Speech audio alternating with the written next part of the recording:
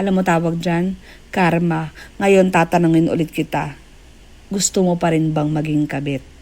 Para sa mga kababaihan dyan, lalong-lalo na yung mga kabataan, ngayong nasa early 20s pa lang kayo ng buhay nyo, ayusin nyo na yung mga desisyon nyo sa buhay. Kasi imagine, pag naging kabit ka, habang buhay nang nakadikit sa pangalan mo yan. Nakikita mo ngayon yung mga babae sa social media.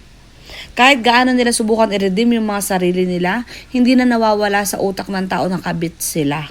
Huwag kang tutulad sa mga babae na yan na gina-justify yung pagiging kabit nila just because bata pa sila noong mga time na nangyari yun.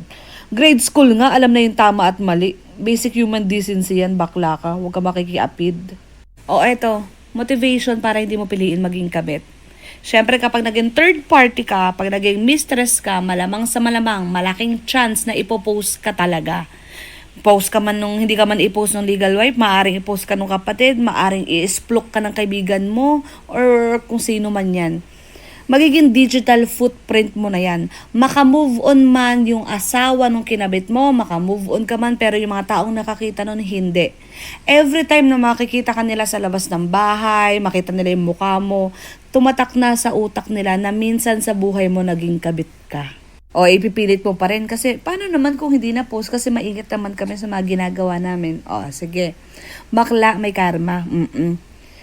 Walang sekretong hindi nabubunyag. Kung hindi ka man ma-post, mabalitaan na lang yan ng mga kamag-anak mo. Tatatak na rin sa utak nila yan. O sige, hindi ka nga nila ipapangalandakan, hindi ka nila i-isplok sa iba, pero nasa kukote nila.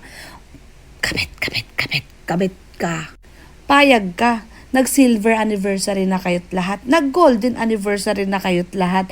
Mababalita na mga kaapu-apuhan mo sa tuhod sa talampakan na ay si Lola dati naging kabit. Payag ganun.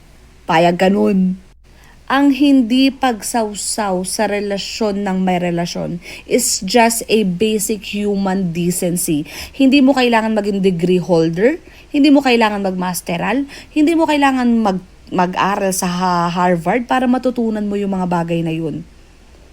Batang paslit pa lang alam na yung mga ganong bagay na hindi dapat nakikiapid. Ikaw pa kaya? O ito last na, para talaga ma-motivate ka na never ako magiging kabit.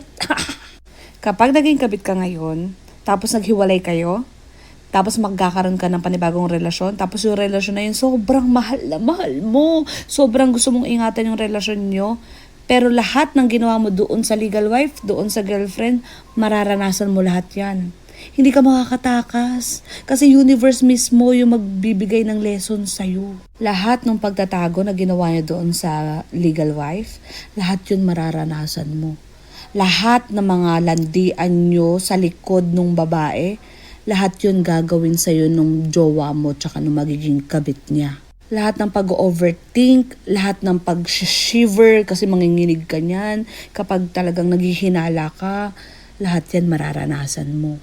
Mababaliw ka kakaisip kung sino yung kinakalantari ng jowa mo. Hindi mo agad malalaman kasi magaling silang kumilos. Hindi ka makakatulog sa gabi kasi iniisip mo paano sila nagkikita, saan sila nagkikita, anong ginagawa nila kapag wala ka. O halimbawa, ikaw naman yung niloko, naghiwalay kayo. Ngayon, susubukan mo makahanap ulit pero mahihirapan ko na or worse, hindi ka na makakahanap ng panibagong partner or asawa just because sira na yung mental health mo, sira na yung mentalidad mo, bakla, di mo na kaya magtiwala. Lagi ka ng anxious, lagi ka ng kabado, baliw ka na kasi nga may trust issues ka na. Alam mo tawag dyan? Karma. Ngayon tatanungin ulit kita. Gusto mo pa rin bang maging kabit?